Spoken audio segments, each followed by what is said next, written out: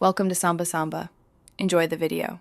You begin by confirming prerequisites: your registration ID, Aadhaar, recent photo and signature files, plus active email and phone for OTPs. Once logged in, go straight to Profile and choose Edit Registration. Don't wander through menus. Make sure you select the correct application cycle before editing, because changes apply to that specific profile. Enter basic fields first: name, father's name, DOB, and save a draft. This preserves progress and prevents repeat entry if you need to pause. Next, focus on the complex middle steps. Update personal and educational fields exactly as on your ID to avoid rejection. Once you change sensitive fields, the portal will require document uploads. Convert and crop files beforehand so they meet size and aspect rules.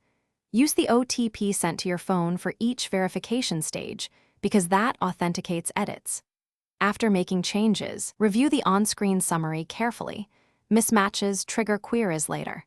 Save and to finish, submit your edits and copy the acknowledgement number. Download the PDF receipt for records. Once submitted, changes are reviewed. Make sure to check your email for acceptance or revision notes.